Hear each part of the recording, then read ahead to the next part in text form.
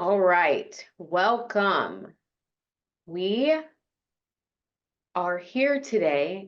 I hope you're in the right spot. If not, you will, I'm sure, immediately exit for the peer reviewer training, right? For ICCB and thinking about, this statewide program review process, right? How do we start this? And so I hope you will give us some feedback throughout this training. This is the first one that's hosted in a virtual setting. As I described earlier, as if you were on the call at the beginning, as we were trying to help work through some Zoom issues, we will have an in-person training here at the beginning of March. And so you all in some ways are guinea pigs in helping us understand, what else peer reviewers would need to help do some of this work a bit more effectively, and then test out some of the materials that we've put together for this. So that said, let's jump a little bit into who's presenting today. So you see myself.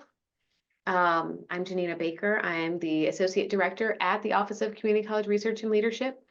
My official title is Associate Director of Learning, Evaluation, and Equitable Assessment. I've been with OCCRL for about 3 years again. I've see some familiar names. I did work at Richland Community College as their Director of Institutional Effectiveness and Planning for a few years, and so got my chance to get some work done on the ground before coming back to U of I, thinking about institutional learning outcomes assessment and some other things. So happy to be presenting here today, and hope that some of the things that I've learned in my own background will be helpful, and hopefully can answer some of your questions as you work through this process as well. I also serve as a Higher Learning Commission peer reviewer and have participated on quite a number of site visits and some other things. And so we'll throw in some of those resources as well, because I think that they were very helpful in my own journey as I thought about not just institutional accreditation, but program review as well. Jewel is your usual face, and unfortunately she can't join us today, but has been instrumental in putting together all of the resources and pieces that you'll see moving forward, and definitely would love to be here. I'm hoping we'll be should be at the March in-person gathering, but definitely couldn't do most of this work without her. And then I put Tasha's picture. Ask Natasha Allen. You can introduce yourself more formally if you'd like to, but definitely as a resource from ICCB, Tasha's with us today. So if you'd like to jump in, go for it. Yeah, good afternoon, everyone. Yes, this is the first time I'm realizing that I'm presenting today. You're just representing. Thank you so much, everybody, for being here, and we're really excited for this initiative. This is the first time we've undertaken anything like this at the ICCB. As it says here on the screen, I'm the Senior Director for Career and Technical Education at the Community College Board. I've been there for a little over 9 years. So this is a really exciting step that we're taking, and we're really thrilled, honestly, about the response that we've gotten from the field. So hopefully this first pilot year is successful and we can continue this in the future. As Dr. Baker said, please, any feedback, questions you have, please put them in the chat or unmute yourself. We want to make sure that this is what you need in order to be a part of this initiative. So thank you again, and I'll hand it back over to Dr. Baker. Thank you. So just if you're interested and haven't heard about OCCRL, that's pretty much our mission right on the screen, right? Strengthening pathways for all students through research and leadership. If you haven't encountered us in one way or another, you will. We definitely have seen and been to most institutions in one way or another, whether it's through public engagement, whether it's through the work that we've done through equity-driven change, or maybe you're interested in, how do we really provide comprehensive P20 educational pathways. And I hope most of all, you all have seen that we demonstrate transformative leadership and encourage that with the institutions that we serve. And so while we definitely work really closely with community colleges in Illinois, we also have a pulse on what's happening nationally and try to, whether it's through technical assistance or scholarly writing, try to stay informed and keep people up to date with what's happening here and abroad. So that is a little bit about us. You can check out all of our resources on our website, which is at the bottom of the screen. So for today, what are we doing? We're going to start with a small icebreaker. I know there's a lot of us, so we're going to come up, we came up with something else. It'll be interesting, I'm sure.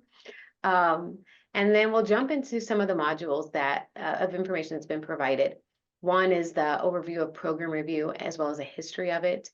2 is the role of the peer reviewer. 3, the indicators that are within program review will be focused on. So need, cost effectiveness, quality, key pieces, right? And then we'll focus in a little bit on tools and resources and share, what's been provided, as well as then work all of this out into an activity, which I hope many of you will participate in. I guarantee it'll be a lot of fun. And then get some next steps. So a lot to accomplish in a short amount of time, but I think we can do it. Pressure's on me for sure. So with that, let's jump into an icebreaker, because you just want to see who you have things in common with, besides the fact that we are all in Illinois and at community colleges. So first question, and there's a little push to this. So only using your emojis. The only pieces that are in there. And I know, unless my friend was not able to get on anything else, you may not be able to do it. But if you were at your computer and seated, I have a few questions for you. So only using emojis, I'd like for you to answer a few of these. What was the best part of your week? Share with friends, please. Find one that fits. The best part of your week. And it's fitting that it's Friday. Let me see, but stand out. Ooh, coffee. It's a good one. Maybe it's tea, but it looks like coffee. What else?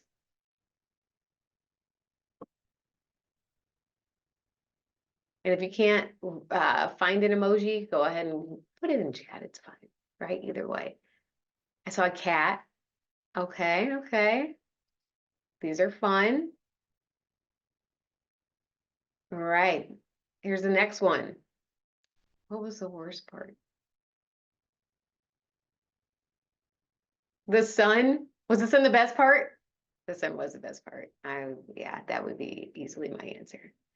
What was the worst part of your week?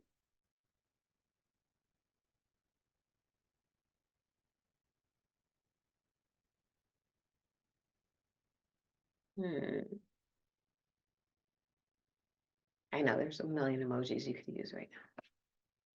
The fact that few of you are putting emojis makes me think that you haven't experienced that yet, which is a great thing. I don't want anyone to have the worst week ever. There was one, oh, the burger. Oh no, something about food probably, right? Oh no. Well, that was gonna be the next one. What was your favorite thing you ate this week?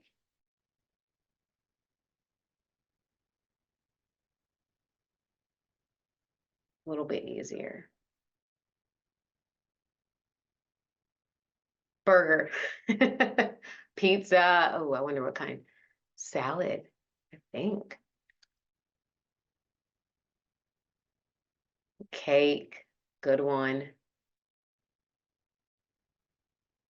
I mean, if we're gonna say eating, mine was probably more in liquid form, but I won't say that on the webinar. All right, the next one. How did you spend your free time? That's assuming you had some. How did you?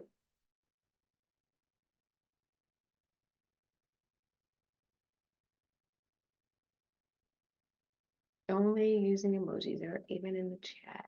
Let's see. Someone might have, oh, sleeping. Oh, ooh, good one.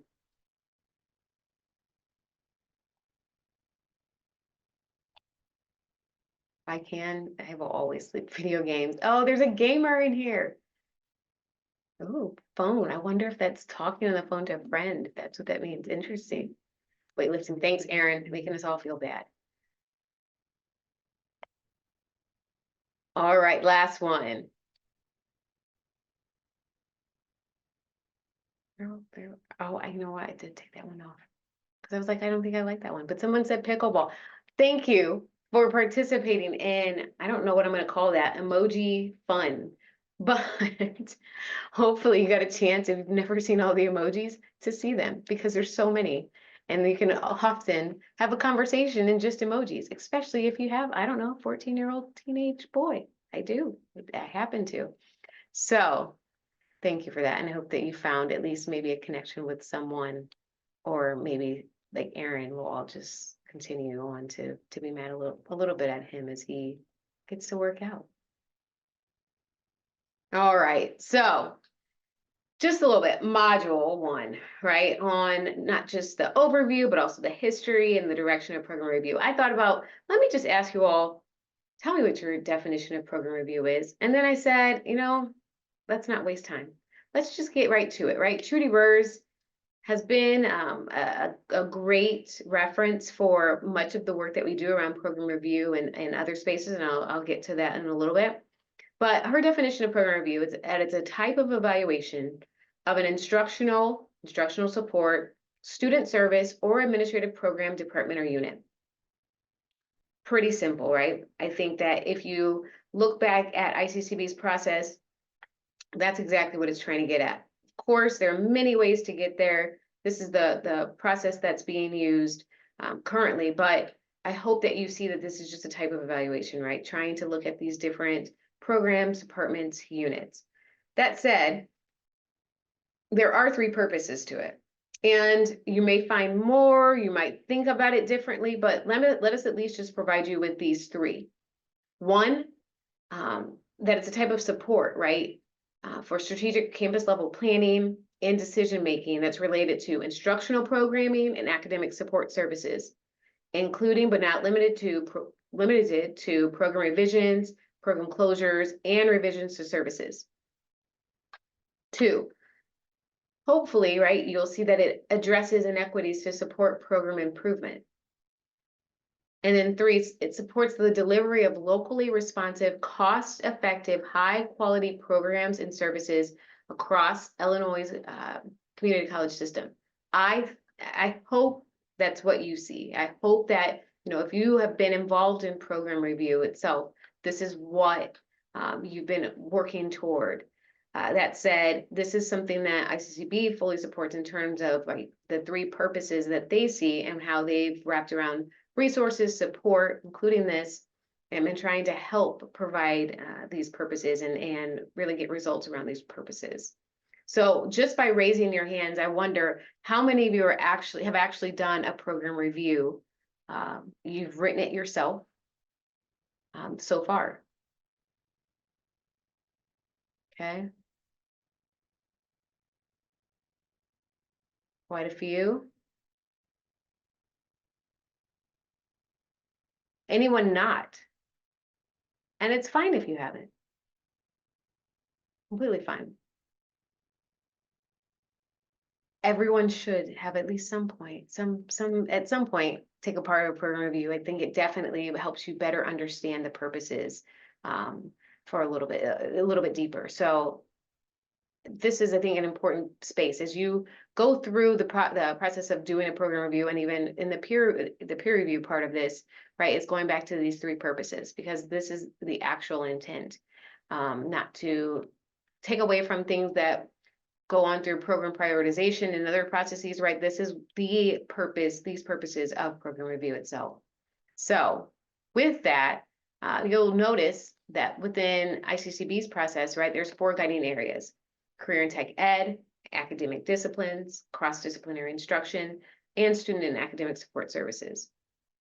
I think as you're going through each of these areas, right, there's some similarities and differences in each, all worth exploring and thinking through. And again, there have been people before even us, right, that have had some really deep conversations to get us to these 4 guiding areas.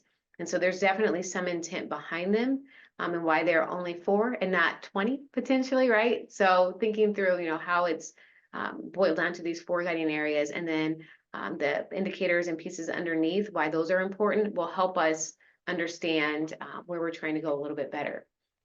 One thing that I do want to share, and I'll make sure I add it into chat, because if you haven't had a chance to even really look through some of the latest program review manual, I think it'll be important for you. So in the chat, I'm adding the link to ICCB's their page where you can find the 2022 through 2026 fiscal year program review manual. Definitely check it out. Make sure you bookmark it. Here's also a good space to say, don't worry, I'm sharing the slides. You have access to all of this. You'll have access to the recording. Started a folder for all the resources that will be shared today. So you will have access to all of this, and there's more that you can think of. We'll make sure that we get that to you as well. So don't worry about having to furiously take notes or copy and do screenshots, because we want you to be as successful as can be. So all of this will definitely be in your hands. So if you haven't taken a look, definitely grab that program review manual, put it up, and that will help us as we move through the rest of today. But definitely wanted to at least make sure that you've seen it if you haven't before. And I apologize if you hear geese outside my window. Every time I'm in a meeting, they know to come. And oh, it's what, 60 degrees outside? So of course they're here, but I apologize if they're being loud. So within the manual itself, there's a schedule. It outlines the five-year cycle for all programs within each of those 4 areas. What ICCB, I think, even when I helped conduct it, right, they strongly encourage you to conduct an annual review process, to review the data, right, to think through improvements. I think that's really important for those of us that are assessment folks. We want to see that there is some improvement made potentially on some of the changes or pieces that they've done, they've implemented in their program. And so an annual review process helps us think through that a little bit more closely. So that, what you're seeing in front of you, again, is that 5-year cycle. It's a lot. It is a lot. If you haven't opened it before, you will be shocked, I think, of how much, right, can be contained in one program review. ICCB has also created the annual program review template as a resource for colleges to adopt this best practice.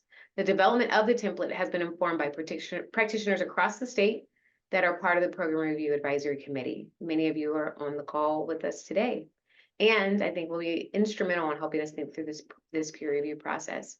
And I think, right, this helps lead to a discussion of why program review is so important. Again, Trudy's work is incredibly important here, right? As we think about program review, right? She said earlier that that was a type of evaluation. And if we build on that here, it says, program review offers units and the institution the opportunity to gather and analyze data and information to generate a realistic picture of the unit in order to identify strengths and weaknesses. It's pretty good. I think you're seeing, right? What are we trying to do within program review? That's not saying that institutional effectiveness is not a part of that, right? It's an ongoing, integrated, and systematic set of institutional processes that a college uses to determine and ensure the quality of its academic and support programs and administrative functions. We've had lots of conversations, even nationally, right? The difference between program review, institutional effectiveness, how those work in conjunction with each other, or they don't. Right? I think Trudy's point here around both are important for a comprehensive understanding of quality at a community college, and both point to opportunities for improvement as well as strengths to be nurtured and sustained, right? We can use them in conjunction with each other. Even program prioritization can help us understand our programs a bit better, right? All of these are tools in helping us hopefully improve for our students. That's the main reason these sources are here. So, when we think about our institutional accreditors, one being the Higher Learning Commission, which I'm sure I don't think anyone on this call probably isn't through HLC. If you are, that's fine as well, but HLC is definitely one of the main providers of accreditors of community colleges here in the state. And they identify program review as a core component of criterion for teaching and learning, evaluation, and improvement. So as whoever, if you're in charge of writing your site visit reports, your self-assessments, potentially, right, you understand the connection between, but if not, it is a big part of institutional accreditation, showing that you're actually moving toward that evaluation and improvement component, and that teaching and learning is central to it. More specifically, HLC looks to see that the institution maintains a practice of regular program reviews, right? Even at 5 years, sometimes people will question. So if you're able to talk a little bit more about a more annual process that you use, incredibly important. And HLC wants to see that institutions act upon those findings, and further states that the institution uses that information for student retention, persistence, and completion of programs to hopefully make those improvements as warranted by the data that's gathered. So in this process, right, we want to highlight the importance of not just engaging in it, and the institutions that have acted on the findings, that has often prompted the implementation of the peer review process to provide institutions with actionable feedback. We'll get a little bit into what that looks like, right? But there's some things that we've heard that we want to make sure, and looking in some earlier reports, right, addressing even some feedback to ICCB's process, right? This peer review process is definitely one that could potentially provide some real actionable feedback, in addition to what you may be getting from ICCB themselves and even HLC, where there's many experts in this space. So I love this piece, right? The value of program review to advancing institutional improvement is lost if it's only done with compliance in mind. We have a similar saying in assessment, right? We want you to do it, but we hope that it's not because of compliance, but rather a commitment to your students. And truly the value of program review is actually in advancing institutional improvement, if again, it starts with kind of that purpose, or those 3 purposes that were outlined, right? Not to get programs in trouble, not to do something that's nefarious, right? It's really truly to understand our programs and how to advance. The goal of program review and the peer review process is to be considered and used as a tool to advance continuous improvement within individual programs that span the divisions of a college and inform overall strategic planning through actionable items toward improvement. It's a lot there. We talk about not just the goal of program review, but also peer review process, right? These are just tools in advancing continuous improvement, used in conjunction with some of your other data sources, right? Specific to individual programs that span many of our comprehensive community colleges and systems, right? Hopefully to inform your strategic planning through some actionable items, all with the intent of improvement. So that was a lot, but maybe we're all at the point of, right, we get what program review is, we understand, you know, how it looks, the purposes within our Illinois public community colleges and why it's important. So what are we talking about this peer review process? What does this look like, right? Before I move on, are there questions around kind of this history, around program review? Anything that you want to ask?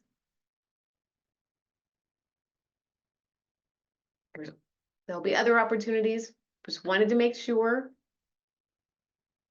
Feel free to use the chat to ask questions or even generate conversations, as I'm sure there's some people who just like to chat during the presentations themselves and often find themselves more engaged in it. So definitely. Great question, Randall. Great question. We're going to get there. The peer review expectations are incredibly important in this. Within just this work itself, I think it's not surprising to see that the reality is that this process will look different across all of our community colleges. You all have distinct districts with unique organizational structures and resources.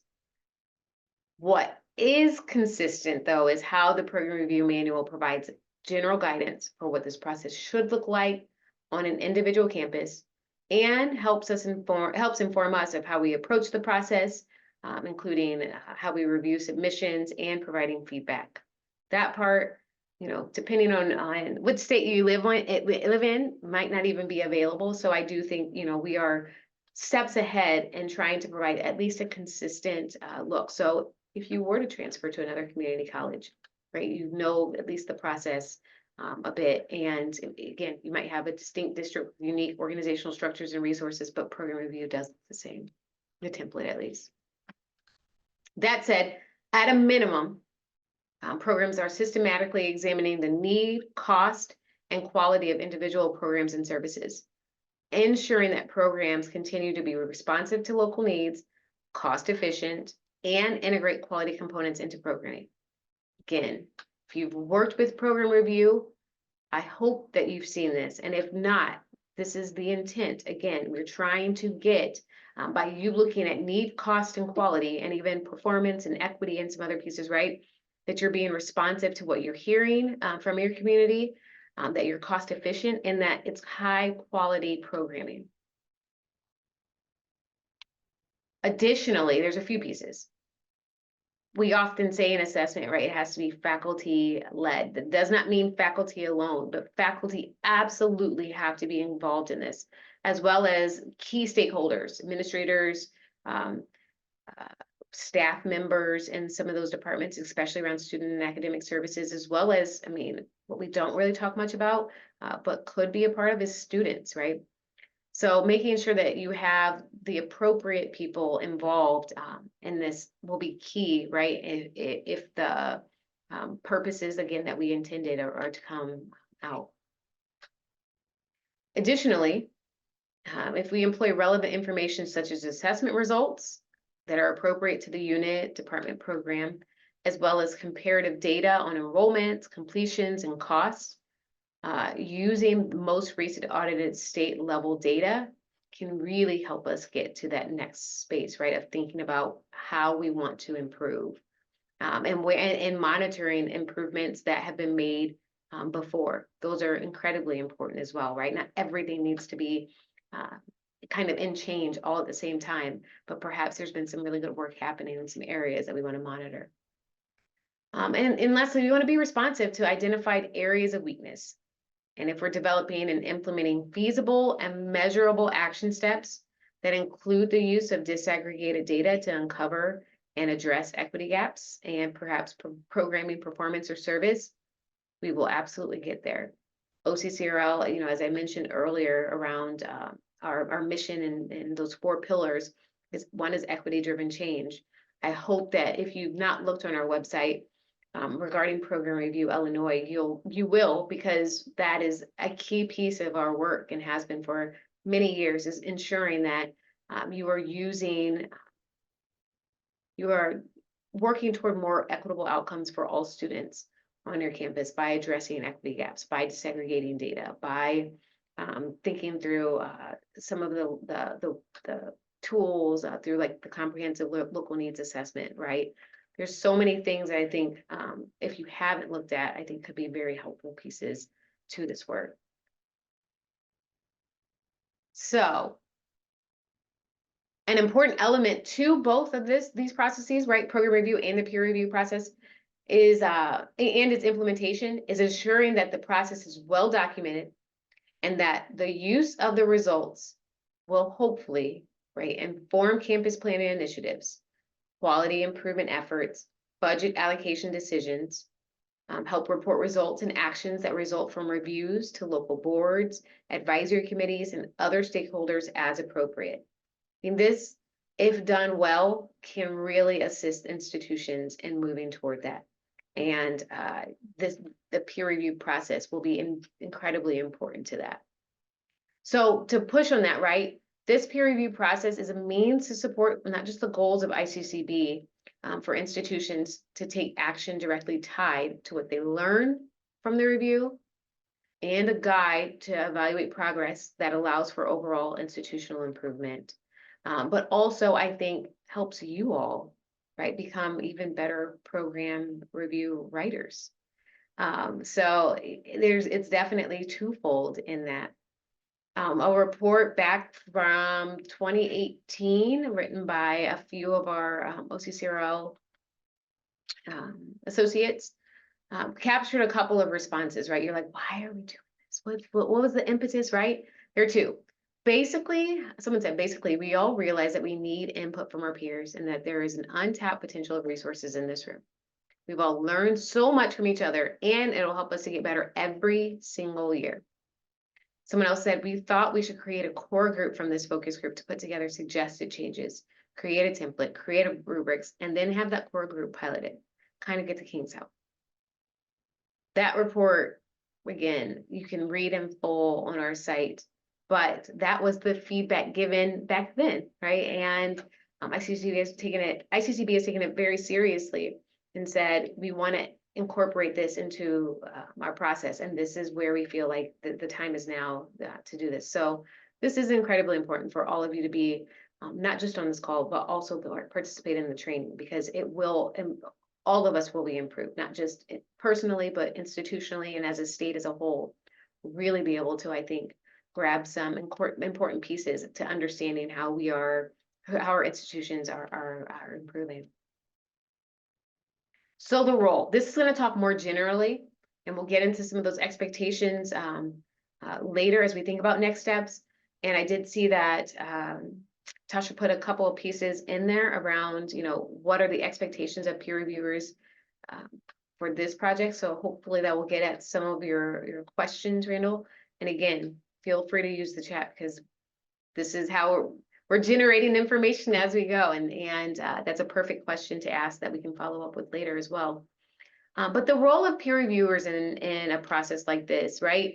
Generally, whether it's through like an HLC accreditation piece, or whether it's through just the peer review, right? As you think about for students in your own courses, right? They provide assessment, feedback, and structured learning processes for students to receive feedback that complements, maybe provides some constructive feedback. It could also provide assessment that equips programs with the tools to self-assess. And lastly, provides fairness in reviewing, also offering appropriate expertise and helpful critiques.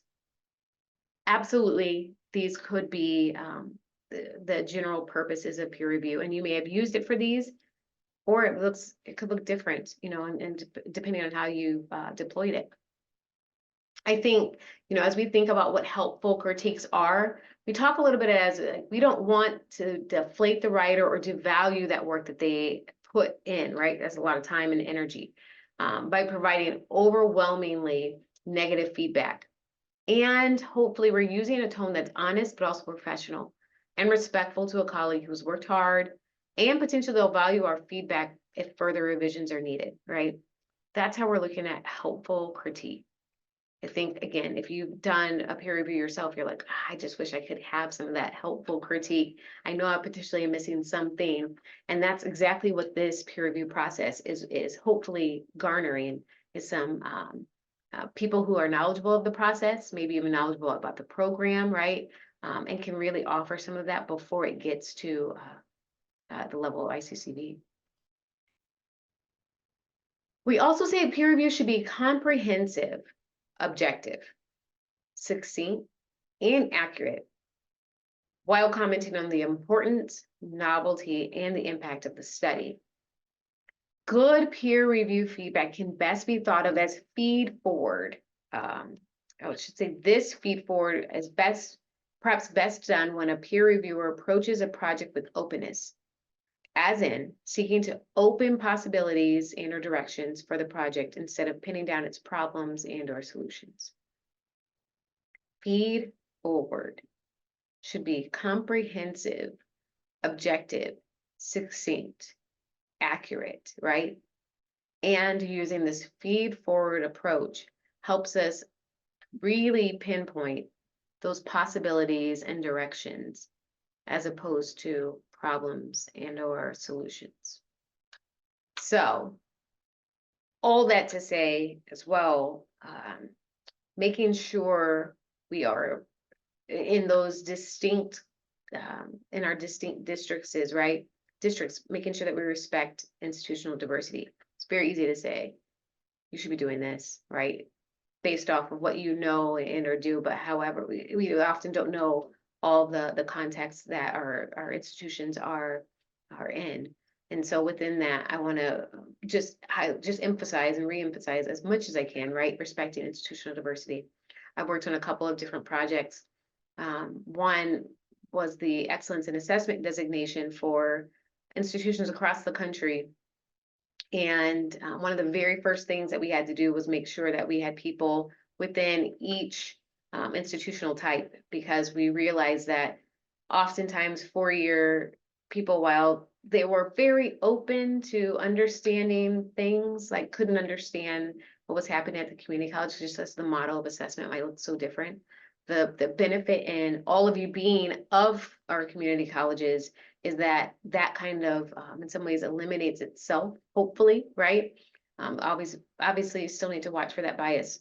But that said, we can really focus in on those possibilities and directions from the information that they provide, as opposed to having to have that, like, I don't understand that, or this doesn't make sense. I think we can really hammer home in that feedback, right? Some real help for our institutions as they work to improve. So you may be saying, I need an example. I think we talked a little bit about being generous in your response. So simply repeating in your own words what you think the author is arguing, and maybe how the argument is being made, can be as helpful as asking questions or listening suggestions. So what's not quite connecting with you yet? Where are you getting lost? Where did you see an opportunity for this other body of scholarship, maybe to clarify a point? Those were a couple that were offered from some of our people trying to put together some of this. I also want to offer a couple of other pieces, maybe framing them in this way. I wasn't quite sure about the move from here to here, or I had a hard time on page 7 because maybe I did wonder if X would be useful for the discussion here, since, right? This approach itself can clarify to an author how their project is unfolding, and maybe for the reader itself, it lands without crushing their exploration and momentum. You know, if we are asking probing strategies, we're offering multiple suggestions and responding as a reader, collectively, these strategies will provide the author space to see their work's potential and productively wrestle with how to best reach it. Now, easier said than done, right?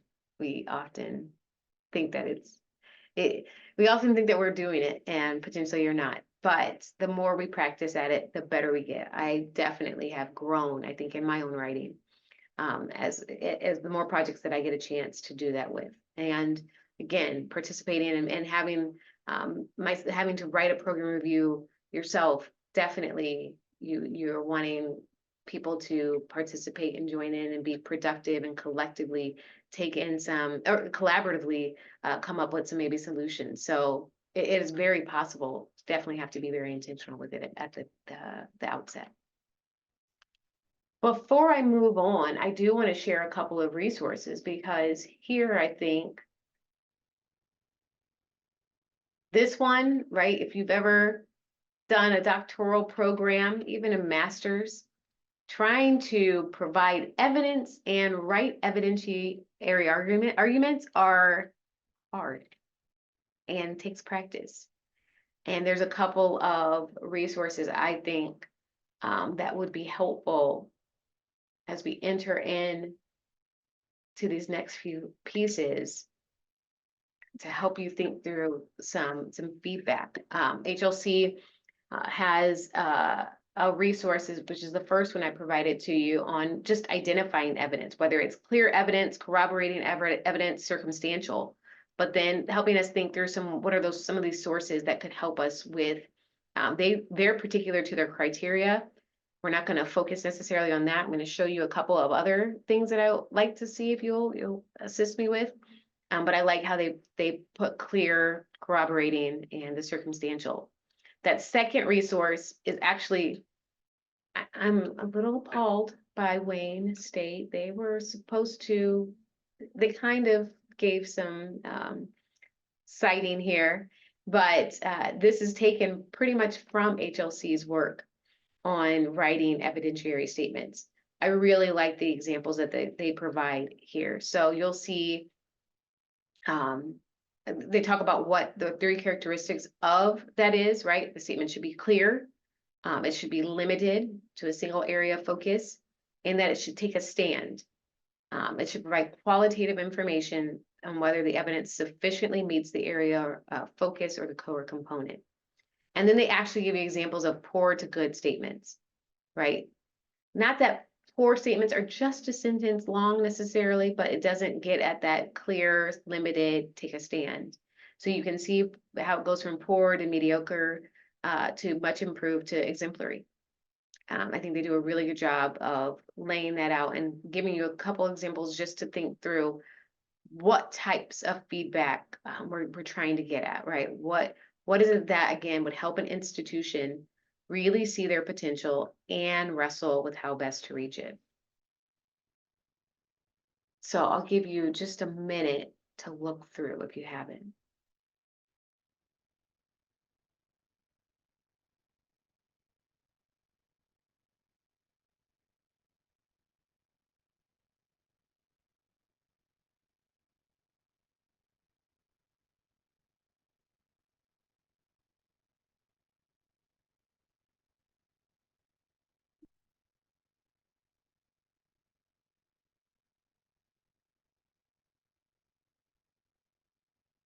I also don't want to deny if anyone else has some expertise or sources that they've used to help us and the rest of the people on the call think through how they might write evidentiary statements. If you have a resource, please do share. We'll take a practice at this here shortly, but definitely don't want to think I'm the only source of evidence myself. If you have some or you come across some, please do share, and I'm happy to share it with the rest of the group. There's some good resources out there. These are just a couple, right, as we get started with this. So, in thinking about the next piece, which is looking at indicators, and even looking at that very first HLC document on sources. Again, if you think about what you've done on program review, and if you think about where we're trying to go and helping institutions and maybe providing some suggestions, what I want to do is provide you with, let's start with a Google Doc, access to a Google Doc, where you might share some sources as we go through these next few pieces, right, to help us think through what might be something that we'd be looking for, or would help us if we're not so sure about some of these sections, these indicators, as the peer reviewer itself. So I shared a link, and feel free as we're talking to add in data sources that you would be looking for. Granted, it's across maybe the 4 guiding areas, but let's put together some of what that might be. So the first indicator around need. This was a really helpful, I think, piece from a couple of our colleagues had written this, right? Advancing high quality program reviews for student and academic support services. Granted, this is specific to student and academic services, but I think you can think even more broadly about this. So they said, in addressing the needs of student program or support service, review teams must articulate and demonstrate the necessity of the area for providing opportunities for academic, social, or career development, assisting students with academic and career goals, and ultimately contributing to an environment that supports students in the successful completion of their individual goals. Therefore, teams should incorporate an analysis of student utilization and satisfaction or evaluation data. Assessments that are already in place can serve to inform the review process and identify gaps for additional or future data collection efforts. If assessment efforts have not been previously employed regularly in a department, review teams can engage students through focus groups to measure demand and ensure that the services are fulfilling and addressing the needs of the student population. So if you're giving feedback here, right, we're writing some evidentiary statements and arguments to help our fellow colleagues What are some data sources that would be appropriate here? Might you start to fill that into the needs section? I'll add in one. Which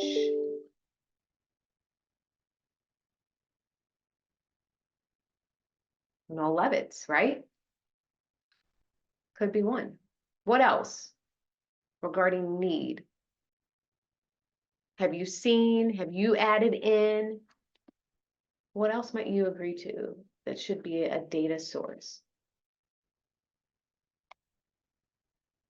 Someone just requested a share. I'm trying to give you that. Should be able to now.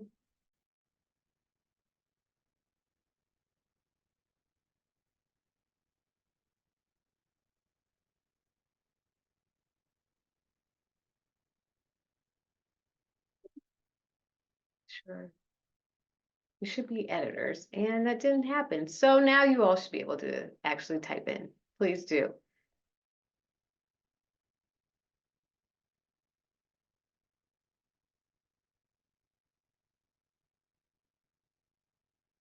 All right.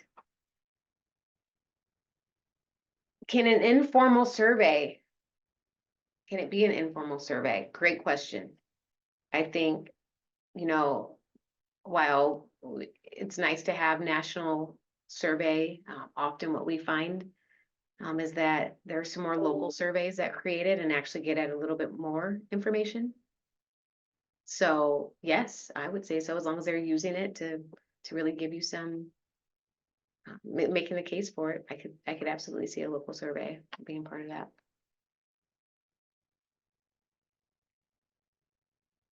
See some typing happening. Nice.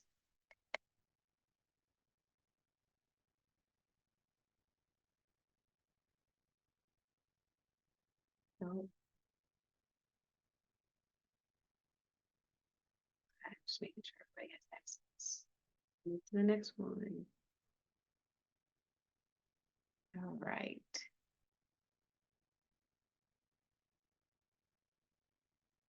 And you're even jumping to the next one, which is awesome. Keep going.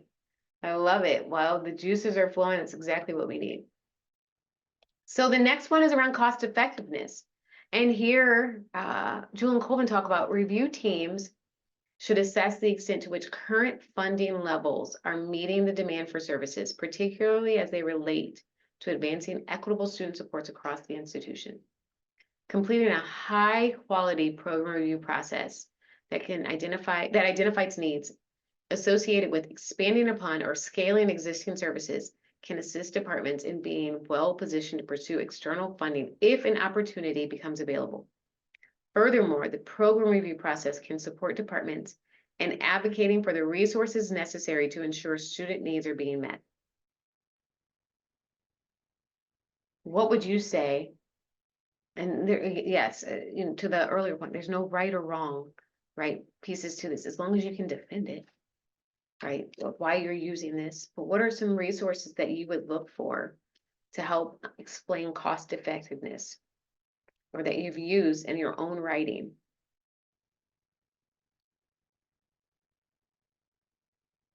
So one data source could overlap into all three indicators. Absolutely, they could, depending on how you're writing it, right? I could see how you might use NESI or SESI data to explain quality need. Absolutely.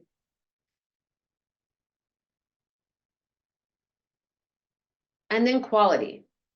So much is around quality. And this one is, there's so much written about it. Here, Jewel and Colvin talk about in discussing and measuring the quality of programs and services offered. Review teams should recognize the program review process as an opportunity to comprehensively examine and assess the department. This may include the following: reviewing the extent to which current methods of delivery are meeting student needs, evaluating student participation in departmental services and programs, and segregating data to help identify those gaps, assessing the extent to which services and programs enhance student learning and sense of belongingness, anticipating how needs for the services offered may change over the next 5 years, benchmarking similar departments at peer community colleges, and identifying staff professional development needs that will support the identified goals. A lot here. What are some pieces that you could see that would support perhaps what you'd find or write in quality? Now, as we're talking, I'm thinking about even ICCB products, right? One is the CLNA, right? To help us not just think their need, but potentially even quality as well, as they go through, as you're going through that process. I'm liking all the interaction. Keep it up. So to move forward just a bit, because our time is running short, you'll see here that there's tons of resources and tools. And this is just specific to ICCB and OCCRL. I mean, it does not even run the gamut of what is possible. I'll ask you here in a second. So just be thinking about what other tools you do need to have and be able to write some effective program review peer feedback. So for ICCB on their site and their program review site where you're able to grab the manual, you'll find not just that manual, but if you want to look at past ones, go for it. Have fun, right? You can see even the differences from the fiscal year 5-year review earlier one to the 2022, the 2026 one. Even look at the changes, should that interest you. There's review instruments, presentations about program review, FAQ.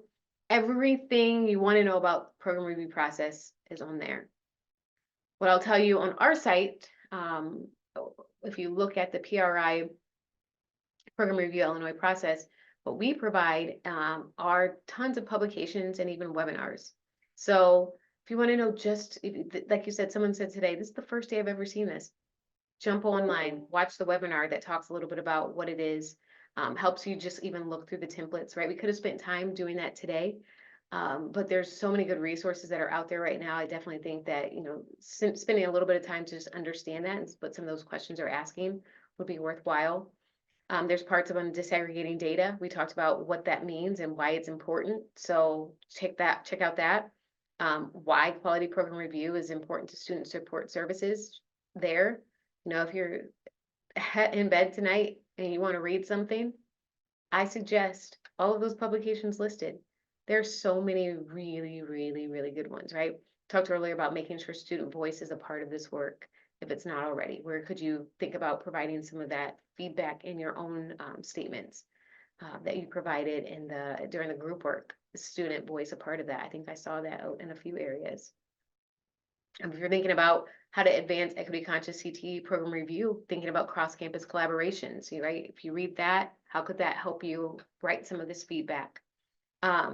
There was also the equity-centered peer CTE rubric for program review that was released. Oh my goodness, at this point, when was the date? 2 years ago? A year ago? All my time is, we don't even know anywhere, but it says copyright 2022. This rubric was created as people were going through the program review process and saying, it's really missing that lens of equity.